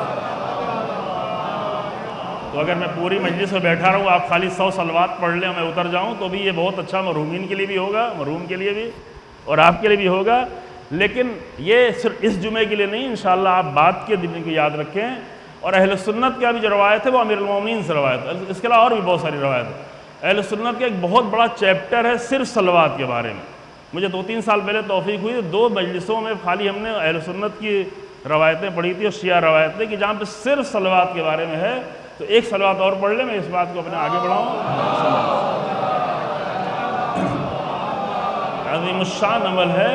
تو کسی بھی انسان کے لیے سب سے زیادہ کامیابی یہ ہے کہ جن لوگوں کے درمیان میں وہ زندگی جی رہا ہے اس کے نزدیک وہ حسین ہو، اس کی زندگی حسین ہو، ایسی حسین ہو کہ پھر وہ فرشتوں کو بھی حسین لگے۔ سب کو حسین لگے۔ ایک جملہ جلدی سے کہہ کے آگے بڑھ جاؤں عزیزو، حسین ہونے کے لیے کم سے کم یہ ضروری ہے کہ ابھی تو ہماری سب کی شکلیں انسانوں جیسی ہیں، لیکن مرنے کے بعد جب ہمیں دوسری شکل دی جائے کہ یہ شکل تو لازماً نہیں ہوگی، یقینی طور پر یہ طے ہے کہ یہ جو شکلیں ہماری آپ کی ہیں یہ کسی کی یہ شکل نہیں ہوگی۔ پھر کون سی شکل ہوگی؟ انسان کی شکل کیا ہوگی؟ آخر ہے نا جو لوگ جنت میں جائیں گے بہت حسین خوبصورت ہوں گے، سب تو یہاں حسین نہیں ہے، تو کیوں ہوں گے؟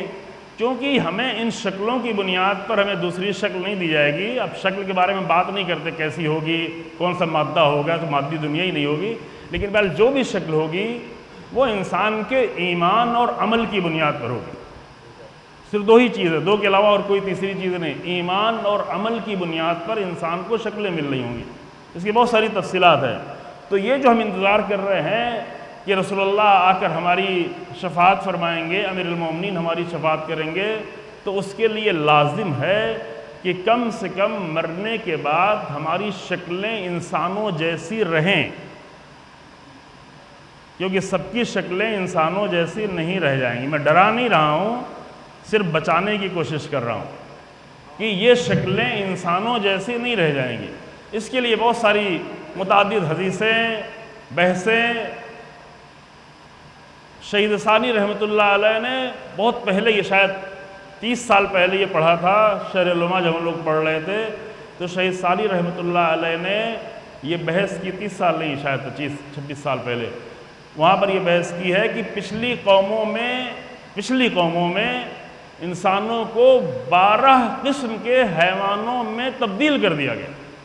ایک تو قرآنی میں جو آپ سبھی جانتے ہیں، کونوا قردۃ خاسئین، تم حقیر بندر بن جاؤ، ہے نا بنی اسرائیل میں سے، اور بندر بن گئے اور 3 دن بعد ان کی موت ہو جاتی ہے۔ تو کیوں بندر بن گئے؟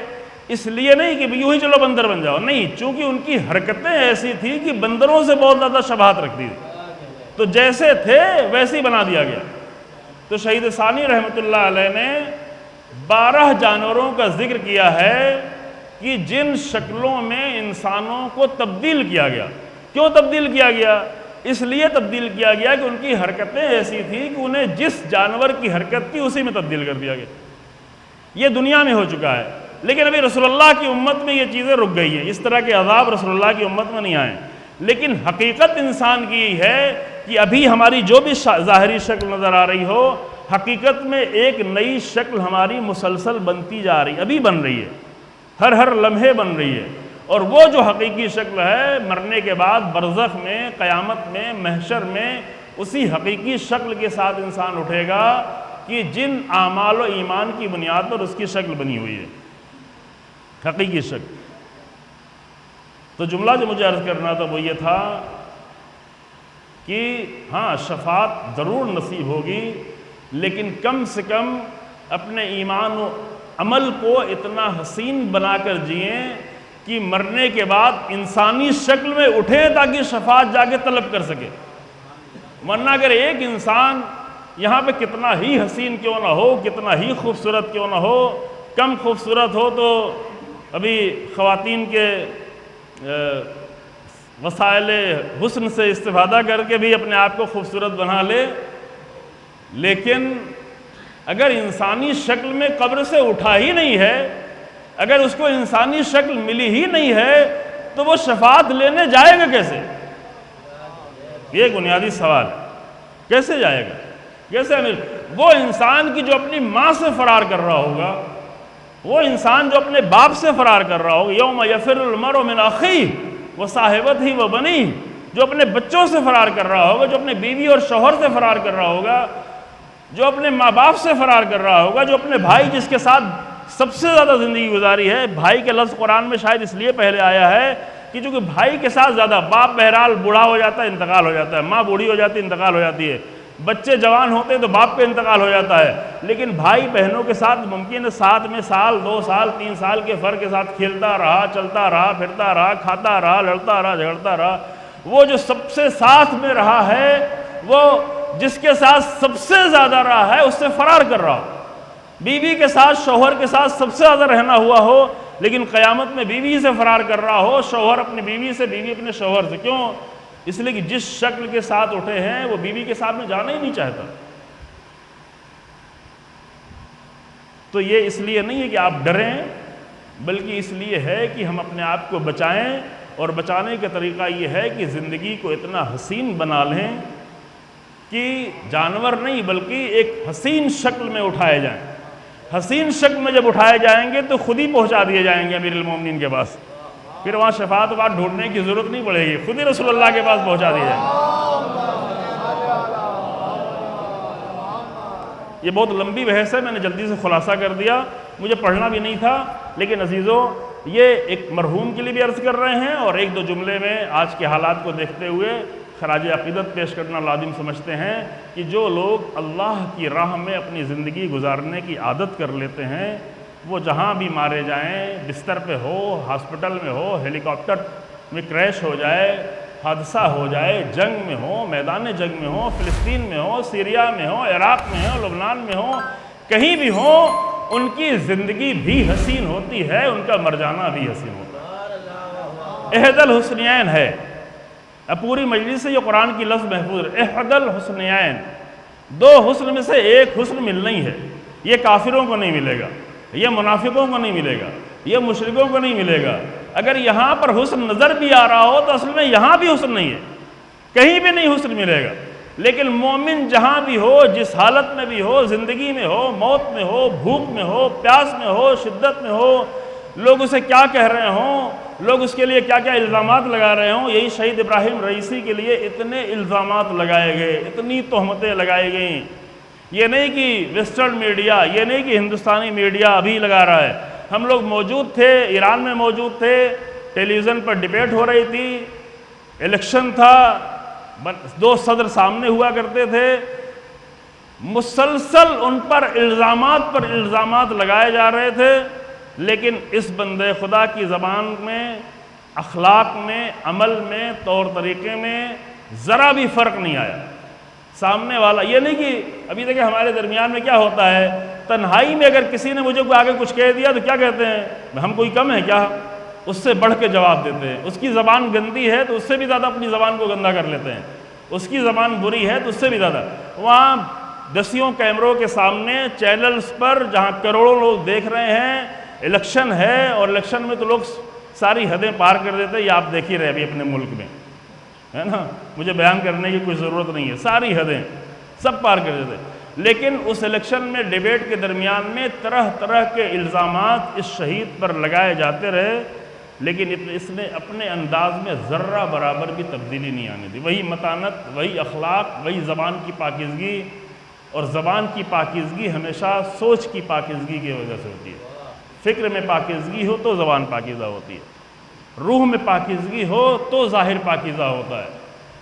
انسان ریاکاری کے طور پر اپنے آپ کو خود کتنا بھی بنا کے رکھے، لیکن اگر روح پاکیزہ نہیں ہے اور فکر پاکیزہ نہیں ہے تو کہیں نہ کہیں کھل کر وہ آ ہی جائے گا، کسی نہ کسی جگہ پہ ظاہر ہی ہو جائے گا، چھیڑا جائے گا وہ ظاہر ہو جائے گا. لیکن یہ پاکیزہ انسان جو تقریباً 42 سالوں سے بڑی بڑی پوسٹ پہ کام کرتا رہا، طرح طرح کے الزامات لگائے گئے. اور یہ بات ہم نے چھوٹے امباڑے میں کہی تھی. ایک جملہ کہتے ہیں عزیزوں کہ دیکھیں، گھر میں بیٹھ کر، مسجد میں بیٹھ کر تقویٰ یہ تو بہت ہی آسانی سمجھ میں آ جاتا ہے. جس کو کچھ کرنا ہی نہیں ہے تو انسان متقی بننا اس کے لیے بہت ہی آسان ہے. گھر میں بیٹھا ہوا ہے، اپنا کھیت ہے، اپنی کھیتی ہے، اپنے لوگ ہیں، تو متقی بننا کوئی مشکل کام نہیں ہے. لیکن 40-42 سالوں تک، 20 سال کی عمر سے لے کر 63 سال کی عمر تک بڑے بڑی پوسٹوں پر رہتے ہوئے، چیف جسٹس، پورے ملک کے چیف جسٹس، پورے ملک کے صدر جمہوریہ، پورے ملک کے بڑے بڑے عہدوں پر رہتے ہوئے، امام رضا علیہ السلام کے حرم کے متولی، یہ سب کچھ ہوتے ہوئے وہاں پر انسان اپنی زبان، اپنے تقویٰ، اپنے عمل کی حفاظت کر لے تو اسے کہتے ہیں واقعی تقویٰ. سمجھ رہے ہیں؟ ابھی بہت عظیم شخصیتیں، ان کے بارے میں بہت سارے لوگ زیادہ نہیں جانتے، لیکن یہی ایک نقطہ صرف شاید کافی ہوگا کہ اتنے بڑے، ابھی کسی کو ایک مسجد کا متولی بنا دیا ہے تو پتہ چلتا ہے کہ تقویٰ کیا ہے.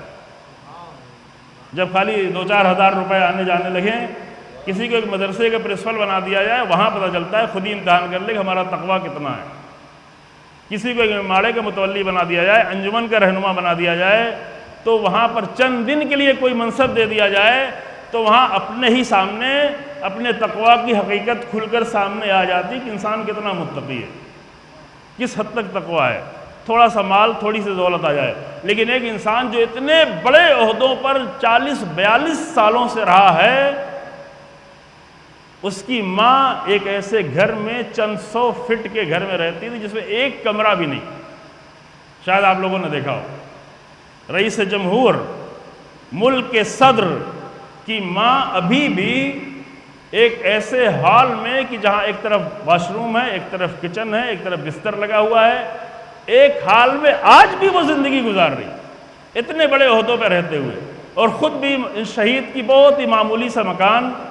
اب یہ کل ہی میں نے ایک دیکھا کہ انٹرویو میں کہ نہ میرا کوئی کھاتا ہے نہ کوئی، وہ ایک اکاؤنٹ ہے جس میں وہ ہماری تنخواہ سے آ جاتی ہے بس، نہ باہر کوئی اکاؤنٹ ہے، نہ اندر کسی ملک میں اکاؤنٹ ہے، نہ کوئی گھر ہے، نہ کوئی پراپرٹی ہے، نہ کوئی زمین ہے۔ جو تھوڑا سا جس کو عہدہ مل جاتا ہے، کہیں کا ممبر بن جاتا ہے، کسی وقف بورڈ کا ممبر بن جاتا ہے، تو پراپرٹی پہ پراپرٹی بڑھتی چلی جاتی ہے، کسی مسجد کا متولی بن جاتا ہے تو بہت ساری چیزیں بڑھتی چلی جاتی ہیں، لیکن اتنے سارے عہدوں پر ہوتے ہوئے اس سے لگتا ہے کہ ایک انسان کس حد تک باتقوا ہو سکتا ہے۔ اور جب غلاموں کا تقویٰ کا یہ حال ہے تو پھر جن کی غلامی میں ہیں ان کے تقویٰ کی حالت کا اندازہ لگایا جا سکتا ہے، جی ہاں، تقویٰ کا وہاں پہ اندازہ لگایا جا سکتا ہے۔ میں کچھ باتیں اور ذہن میں تھی لیکن اس کا وقت نہیں ہے اور واقعاً بالکل مناسب بھی نہیں ہے، اور مجھے لگتا ہے کہ اگر یہ جتنی باتیں عرض کی اس میں سے چند باتیں آپ کے ذہنوں میں محفوظ رہ جائیں تو یہی مرحوم کے لیے ایصال ثواب کا باعث بنے۔ بس قرآن ہی کے نقطے کو نظر میں رکھے عزیزو کہ زندگی حسین ہو، موت حسین ہو، اس زندگی میں بھی حسن ہو، اس زندگی میں بھی حسن ہو۔ احد الحسنین ہے، وہ جو راہ خدا میں اپنی زندگی کو لے کے آ جاتے ہیں ان کے لیے احد الحسنین ہے۔ اور امام خمینی رحمۃ اللہ علیہ نے ایک ایسا دروازہ کھول دیا ہے، بہت سارے لوگوں کو صدمہ تھا، بہت سارے لوگوں کو تکلیف تھی کہ اب کیا ہوگا، اتنا عظیم انسان، بہت سارے لوگ جانتے نہیں لیکن جو جانتے ہیں ان کو معلوم تھا کہ جو انسان اس حد تک اپنی تربیت کر چکا ہو، اتنے بڑے بڑے عہدوں پہ رہتے ہوئے اس حد تک اپنی تربیت کی ہو، صرف تقویٰ کی تربیت نہیں، اپنی شجاعت کی تربیت، ظلم کے مقابل میں کھڑے ہونے کی تربیت اور بہت ساری صلاحیتوں کی تربیت، تو جب ایسا انسان کھو جاتا ہے تو بہت ہی درد ہوتا ہے۔ لیکن یہ جملہ میں خاص کر مصائب پہ جا رہا تھا لیکن خاص کر رک کے کہنا چاہ رہا ہوں، چونکہ 4 جون بھی آ رہی ہے، امام خمینی رحمۃ اللہ علیہ کی برسی کی تاریخ ہے، امام خمینی رحمۃ اللہ علیہ کی رحلت کی تاریخ ہمارے سامنے ہے۔ امام خمینی رحمۃ اللہ علیہ نے مکتب اہل بیت علیہ السلام کو عملی طور پر زندہ کر کے ایک ایسا دروازہ کھول دیا ہے کہ جہاں پر انشاءاللہ تعالی ہزاروں سینکڑوں رئیسی سلیمانی بنتے رہیں گے، تربیت پاتے رہیں گے، یہ سلسلہ جاری رہے گا۔ یہ تاریخ نے نہیں دیکھا تھا، بہت سالوں سے نہیں دیکھا تھا، بہت کئی صدیوں سے نہیں دیکھا تھا۔ بھئی آخری بات عرض کر رہا ہوں، تاریخ نے ایسے انسانوں کو صدیوں سے نہیں دیکھا تھا۔ ٹھیک ہے کچھ لوگ تھے بیچارے چھپے ہوئے متقی لوگ، اچھے لوگ اپنے گھروں میں، اپنے مدرسوں میں، اپنے حوضوں میں، لیکن تاریخ نے اتنے عظیم پیمانوں پر جوانوں میں، عوام میں، لوگوں میں اتنے عظیم لوگ ایک ساتھ کبھی نہیں دیکھے تھے جو اس صدی میں امام خمینی رحمۃ اللہ علیہ کے انقلاب کی تربیت کے ذریعے سے ابھی دیکھ رہی ہے، چاہے لبنان کی سرزمین پر، چاہے سیریا کی سرزمین پر، چاہے عراق کی سرزمین پر، چاہے ایران کی سرزمین پر۔ آپ کہیے تو سب شیعوں کا نام لے رہے ہیں، یمن کی سرزمین پر نہیں ہے، یا فلسطین کی سرزمین پر۔ فلسطین کی سرزمین پر 35,000 سے زیادہ قربانیاں دینے کے بعد اتنے محکم عزم کے ساتھ جو لوگ ڈٹے ہوئے ہیں، تو وہ فلسطین کی سرزمین نے تربیت نہیں کی ہے، بغل کے مصر نے تربیت نہیں کی ہے، مکتب دوسرے مکاتب نے تربیت نہیں کی ہے، یہ امام خمینی رحمۃ اللہ علیہ کی تربیت کا اثر ہے عزیزو، اور رہبر انقلاب کی تربیت کا اثر ہے۔ اور احد الحسنین وہاں بھی نظر آ رہا ہے، وہ جو 35,000 سے زیادہ 36,000 لوگ شہید ہو گئے، وہ بھی حسن ہے، وہاں بھی حسن ہے، ان کی شہادتوں میں حسن ہے، اگرچہ دردناک ہے لیکن حسن ہے کہ جب ایک ماں اپنے بچے کو سامنے رکھ کے کہتی ہے الحمدللہ، تو یہ حسن ہے۔ جب ایک باپ اپنے بیٹے کی میت کو دیکھ کے الحمدللہ کہہ رہا ہے تو یہ حسن ہے، یہ تربیت ہے، یہ اسلام کی صحیح تربیت ہے جو لوگوں تک پہنچی ہے۔ اور ان کی زندگی بھی حسین ہے، موت بھی حسین ہے، اور شہادت تو سب سے زیادہ حسین موت ہوتی ہے۔ اللہ اکبر۔ میں جلدی سے آپ کو بغیر کسی تمہید کے اس منزل تک لے جاؤں کہ جہاں پر ایک بیوی تاریخ کا سب سے زیادہ المناک اور دردناک منظر دیکھنے کے بعد کوفے کے دربار میں کھڑی ہوئی ہے اور پوری کربلا کو ایک جملے میں سمیٹ کے یہ کہہ رہی ہے کہ ما رأیت الا جمیلا، میں نے کربلا میں کچھ نہیں دیکھا سوائے جمال اور حسن۔ ما رأیت الا جمیلا، یہ کلمہ آپ نے سنا ہوگا۔ یہ معتبر تاریخی جملے ہیں مقاتل میں اور تاریخ میں لکھے ہوئے کہ جب ابن زیاد کے سامنے جناب زینب سلام اللہ علیہا کو گفتگو کرنی ہوئی، مجبوراً گفتگو کرنی ہوئی، مکالمہ ہے، خطبہ نہیں ہے، خطبہ بازار میں ہے، خطبہ یزید کے دربار میں ہے، لیکن ابن زیاد کے دربار میں مکالمہ ہے، بیوی کی گفتگو ہے، اور بہت ہی عظیم الشان چند جملوں کی گفتگو ہے، لیکن اگر آپ سن بھی چکے ہوں تو اسے بار بار پڑھیں، محرم پھر آنے جا رہا ہے تو آپ اسے اور پڑھیے گا کہ وہاں پر جناب زینب سلام اللہ علیہا نے جو کلام کیا ہے، تو وہ سارے کلام ابھی میں دہراتا نہیں ہوں، اور سارے جملے ابھی میں عربی میں شاید دہراؤں تو یاد بھی نہ آئے، لیکن وہاں پر جب ابن زیاد نے پوچھا کہ کیف رأیت صنع اللہ بأخیک واہل بیتک، تم نے کیا دیکھا کہ اللہ نے تمہارے بھائی کے ساتھ اور تمہارے اہل بیت کے ساتھ کیا کیا، تو جناب زینب نے فرمایا ما رأیت الا جمیلا،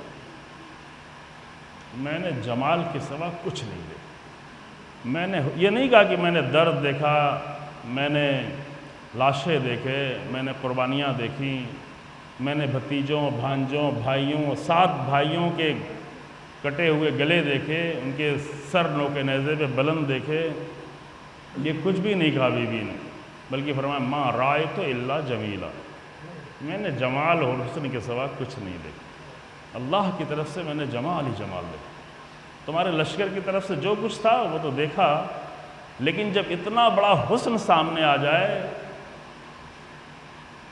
بیوی یہ جو فرمایا ما رأیت، یعنی کیا مطلب ہوا، میں نے کچھ دیکھا ہی نہیں، یعنی کیا بیوی کو کچھ اور نظر نہیں آ رہا تھا؟ نہیں، نظر آ رہا تھا، لیکن اس کا مطلب یہ ہے کہ جب کوئی بہت بڑی چیز سامنے آ جاتی ہے، چھوٹی چیزوں کی اہمیت نہیں رہ جاتی، چھوٹی چیزیں دیکھنے کے لائق نہیں رہ جاتی ہیں، وہ چیزیں جو ہماری نگاہ ممکن ہے بہت بڑی ہو، لیکن جناب زینب جو کربلا میں حسن دیکھ رہی ہیں، اللہ کی راہ میں شہادت کا حسن، اللہ کی راہ میں قربانیاں دینے کا حسن، ابھی میں اس کی وضاحت میں نہیں جا رہا ہوں، اور کبھی توفیق ہوئی تھی 10-11 سال پہلے سے پورا ایک اشرا جناب زینب کی نگاہ میں کربلا کا حسن کیا ہے، آپ بھی تھوڑا غور کریے گا، تھوڑا سوچئے گا کہ بی بی نے یوں ہی جملہ نہیں کہہ دیا ہے کہ پوری کربلا کو ایک جملے میں کہ میں نے صرف وہاں پہ جمال دیکھا، صرف حسن دیکھا۔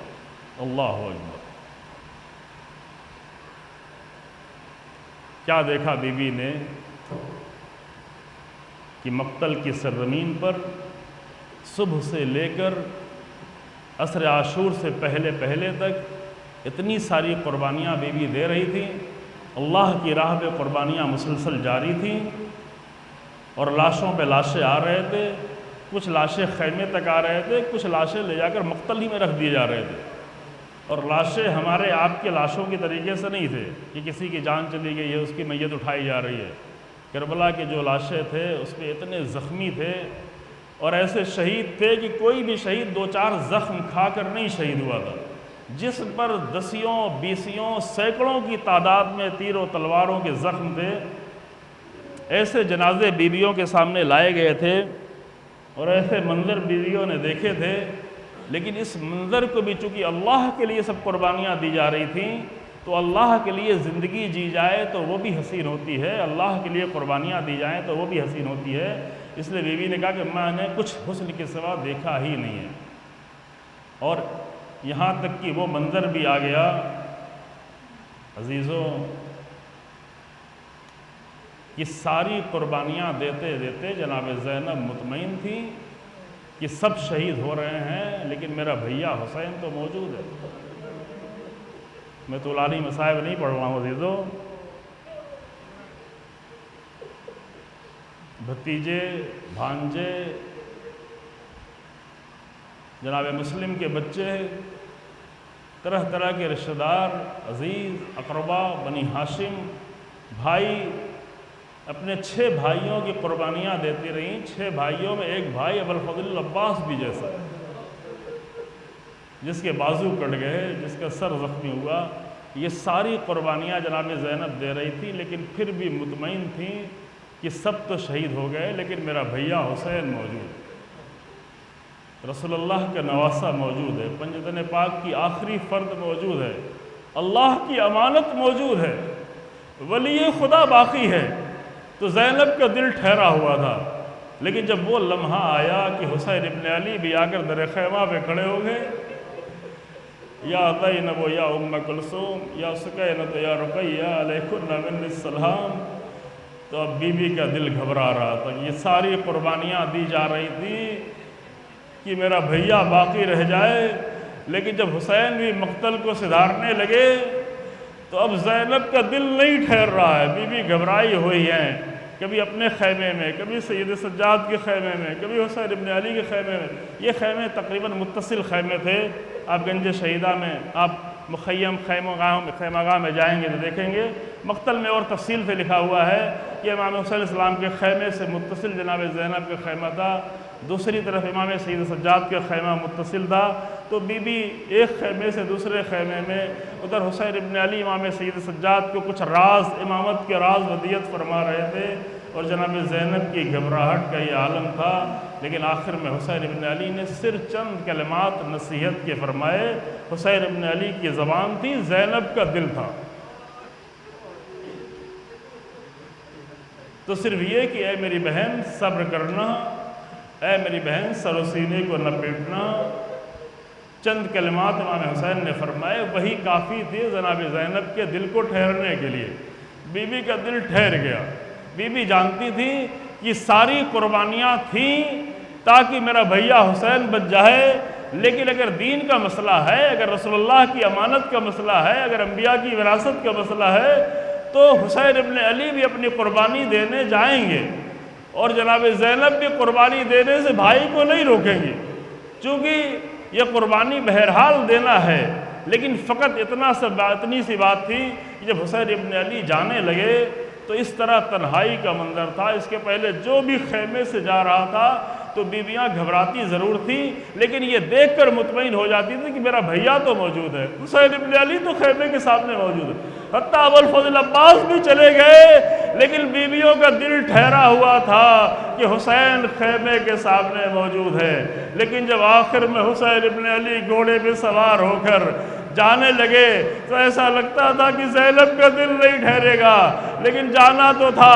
وقت ایک آواز پیچھے سے آئی، محل المحلہ یا ابن رسول اللہ، اے میرے بھیا جاتے ہو تو جاؤ، لیکن تھوڑا ٹھہر کے جاؤ، اے میرے بھیا پیچھے مڑ کے دیکھتے جاؤ، یہ زینب دل بھر کے دیکھ لے۔ پھر یہ نگاہیں ہوں گی، بھائی کا سر ہوگا، مقتل ہوگا، لاشیں ہوں گے، تیر و تلوار کی بارش ہوگی، لہذا اے میرے بھیا تم پر میرا آخری سلام ہو، سلام ہو ان نگاہوں پر جو رخصت کر دے۔ اِنَّا لِلَّهِ وَإِنَّا إِلَيْهِ رَاجِعُونَ۔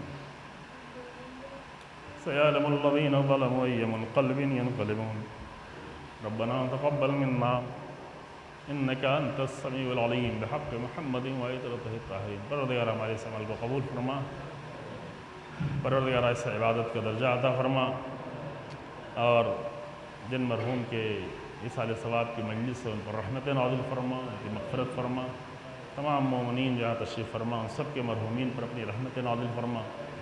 پروردگارہ کلمہ حق کو عزت و سربلندی عطا فرما، کلمہ باطل کو نیست و نابود فرما۔ تمام شہدائے اسلام جو گزشتہ مہینوں میں، گزشتہ دنوں میں جو شہید ہوئے، ان کو شہدائے حق کے ساتھ محشور فرما۔ پروردگار ان کی قربانیوں کے نتیجے میں ظالموں کا خاتمہ فرما، ظالموں کے ظلم کو ان کی طرف پلٹا دے۔ پروردگارہ یہ دنیا ظلم و جور سے بھری ہوئی ہے، اس عدل و انصاف کے پرچم کو بلند فرما جس کے ذریعے سے ظلم و جور کا خاتمہ ہونے والا ہے اور پوری دنیا میں عدل و انصاف کا پرچم لہرانے والا ہے۔ پروردگارہ امام زمانہ کے ظہور میں تعجیل فرما، اور ہم سب کو امام کے حقیقی ناصروں میں قرار دیں. ربنا تقبل منا انک انت السمیع العلیم. بحق محمد و عطرت الطاہرین. حضرات سے گزارش ہے کہ سورہ حمد اور سورہ توحید کی تلاوت فرما کر مرحوم ڈاکٹر کوثر عباس مرحوم ڈاکٹر کوثر عباس کی روح کو اصال فرما دیں. صلی علی محمد و آل محمد. اللہم صلی علی محمد.